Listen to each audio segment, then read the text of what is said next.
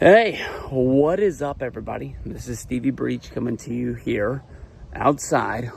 Doing a little bit of walking around. Night one. No real. Where are we at? No real like surprises other than Tiffany Stratton beating Jade. That was kind of like an ultimate underdog thing. Maybe Tiffany Stratton's better than I thought she was, but it was a good night of SummerSlam, but it felt like I was watching SmackDown. Night two, definitely stacked, pretty heavy. I mean, they even get that sneaky tag team ladder match with the SmackDown Championship. Should be a really good night tomorrow. We all knew what we were showing up for. Shout out to my buddy Bobby G. Out there in New Jersey, showing up to the show with the Lorenzo Bros. Don't know how long it's been since Bobby was at a wrestling show, but, he's moved on with his life, married, kids, and here's to it, man. Cheers. But I appreciate you coming back. I don't know what dragged you back to wrestling, but I'd love to have you back. I mean, Bobby was a big piece of the YWC back in like 2010. When I was doing my thing, he was doing his DVD reviews. He had a really strong channel. But shout out, tip the hat to you, man. But Roman Reigns and Jey Uso, they get the win in the opener. I mean, it's a good way to kick off the show. The way that this card was, I don't really know where else you would put it, because Jelly Roll and freaking Randy Orton delivered so strong in their match. But it kind of made it where the next two matches for me, with the Tiffany Stratton beating Jade Cargill, the Sami Zayn beating Karrion Kross, I was kind of left in like, man, this is like two of the matches on SummerSlam that I don't care about, and they're going back to back. I had a pretty long day today. We drove back from Santa Clara, where we saw Morgan Wallen. I wasn't like super ecstatic. It's just one of those days where you just kind of like want to take a nap, but you get home at like, I think we got home at like 2:15. We unpacked the car, did this, that, and the other. We had to turn on the show, and it was off to the races from there. But, we had Jelly Roll, Logan Paul. We had Drew McIntyre, Randy Orton, that tag match. Really good. Honestly, really surprising. Jelly Roll, not the best, wrestler of all time, not the best celebrity wrestler. Not even like the biggest like celebrity name coming in. But people were down on him so much. I want to see the reviews of people talking about it tonight, tomorrow. I think he surprised a lot of people. Taking that splash off the top rope when he's laying on the announce table from Logan Paul.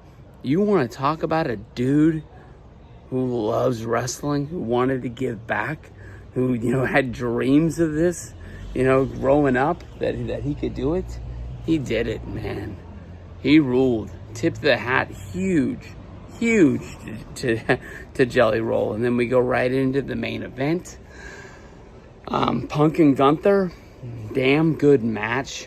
On the outside, Punk, grabbed Gunther's feet, basically pulled him down, and he ultimately, he took like a face spot right on the top of the announce table. Those new announce tables that don't break with no give. I understand the top comes off, but I think he hit his head right on the desk. I don't know if it was his nose, his forehead, but the dude was busted. He could have rolled to the bottom, and then basically he could have bladed down there or something like that. But his sell job when he got back into the ring and went into the corner where he's wiping his face, looking at his hands, it was like he had never ever seen his own blood before. And, he was shocked. He gets into the middle of the ring. Punk sets up for the GTS. Gunther reverses it, puts him into the sleeper, and then, basically Punk gets out of the hold to put him right into a GTS again. But Gunther doesn't go down. It reminded me of a sell job of like the Big Show, where he was just like, you could hit him with everything you got and he wasn't going down. And Punk picked him up and hit him with the GTS for a second time. And it was over. It was over. Punk won. He had the World Heavyweight Championship in his hands. Could have pulled the Money in the Bank and ran through the crowd. Could have done anything, but instead, burn it down. Seth Rollins comes on. He comes up on the ramp in crutches and a knee brace. Looks like he's going to go leave, only to throw the crutches down, peel off the knee brace, head back down to the ring with the Money in the Bank briefcase. And Punk knew the second he heard burn it down, it was done. This was the biggest thing that most people remember from night one of SummerSlam. And it quite possibly was the best that saved it for being a really good episode of SmackDown. But Rollins walks out World Heavyweight Champ. Bronson are there with him, with Paul Heyman celebrating in the ring. Punk is down. I understand from watching WWE Unreal, the storyline is not that Rollins has never got beat by Punk, because Punk has beat him. He beat him on Raw, and then he beat him in the chamber. Like, that's not a match, but I mean, like, at least he pinned him, and that's why he set up the Royal Rumble by hitting him with the curb stomp inside of the chamber. So that's not the storyline, but these guys basically gonna fight forever. I'm surprised Roman wasn't there to try to at least stop it. But then again, like, I thought if Roman came out there and tried to stop it or did stop it, it would be kind of like going back to the storyline when Roman returned, came down and helped out Jay and Punk, but he didn't help out Punk. He helped Jay up, and then Punk was just kind of like sitting there waving his arms like, you gotta help me up, and he didn't. But not a great night, but a good night, and we're on to tomorrow. See what's up with night 2 of SummerSlam 2025 tomorrow after work, 3 p.m. Time to go. Peace out. See you guys down the road. You hear that, guys? That's my truck rolling out of the shop parking lot. They literally called me. That's why my video of my Brock Lesnar video abruptly stops. Is because I saw the number and I was like, I gotta get this one. I have been out of commission for a week, and they finished my truck 7 p.m. as the shop closes on a Sunday. I tip my hat to those guys. It took a week. It was a problem. Yeah, that sucked, man. I feel bad for them as much as me not having a car. My girlfriend, love her to death. She gave me a ride to work every day. And I got an Uber home because I get off of hours before she does. But man, what a fun night of wrestling. That was really fun. That's what SummerSlam should be. And night 1 was cool. I mean, it was cool. Definitely the ending was a lot of fun with Seth Rollins stealing the Money in the Bank briefcase. But shoot, man, night 2 was all that in a bag of chips. That is what SummerSlam should be. That is the biggest party of the summer. I thought the whole thing was really, really cool, beginning to end. Kicking it off with the women's match with Naomi, rolling up Rhea and Io, as Rhea thought she was getting the pin, and then she ended up getting pinned herself. That just adds to the storyline of Rhea. She's going after Naomi now, but I mean, in the back of your mind, the Io Sky feud is always going to be there. That tag team match, whoo, that was just pure domination inside of the ring, in and out. I mean, those guys all killed each other. I wasn't that ecstatic about all of the Wyatts, including Nikki Cross, getting into the ring. But B-Fab got into there at one point. Candice LeRae, she climbed up there for Johnny and she tried to grab the belt. She ended up, going off of the ladder, threw 2 onto the outside. I don't even know how she's living. That's beyond the point of crazy. My personal preference, I checked out of the Becky Lynch versus Lyra match.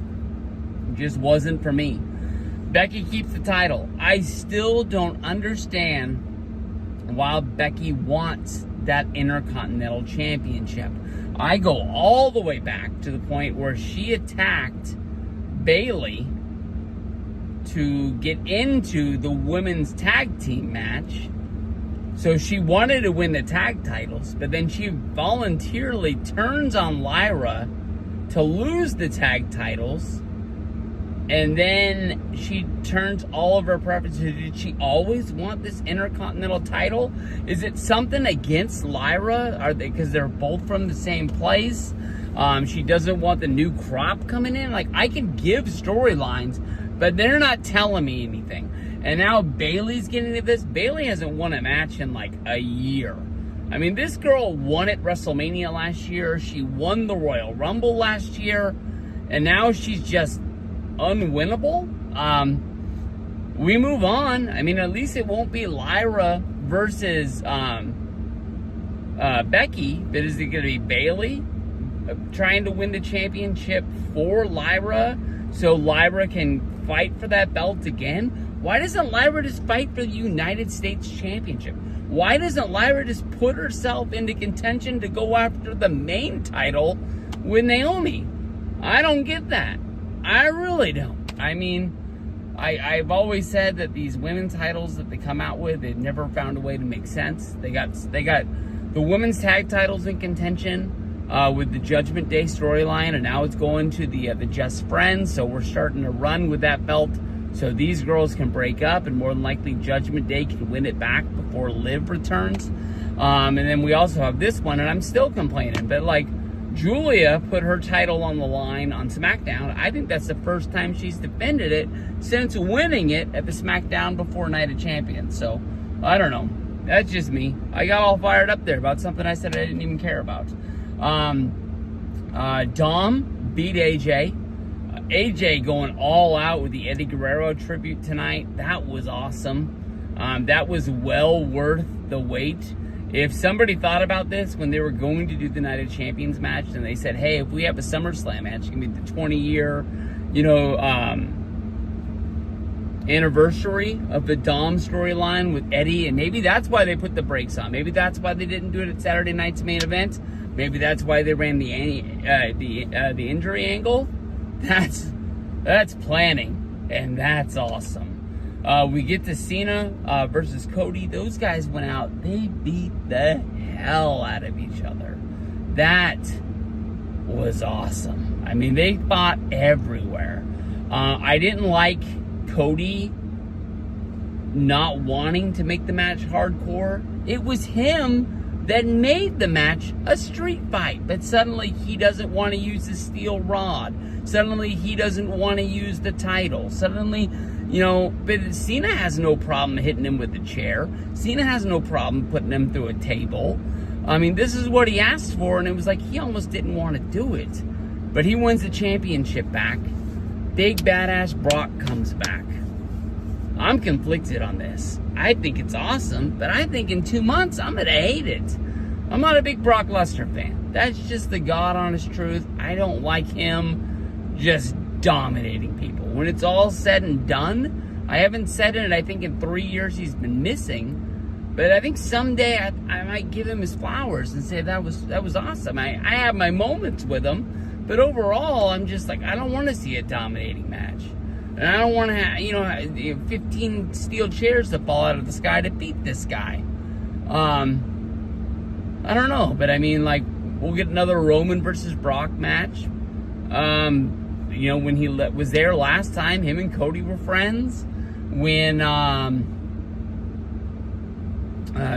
we'll get Cena and him, maybe in Paris. So, that was a good night of wrestling, you guys. That was a really good night. Sorry about the rant about the car. I'm really excited about it. First time having it in a while. I'm gonna go in the house. I'm gonna check in on Jeremy. If I can drop in on that stream, we'll have some fun. So let's ready to roll. We're going to work tomorrow, 4:15 a.m. Hopefully we'll get some stuff announced for Raw. And we'll have a big one because we got Seth Rollins with the championship. CM Punk wanting to take his head off. That's a good night of wrestling too. Peace out, guys.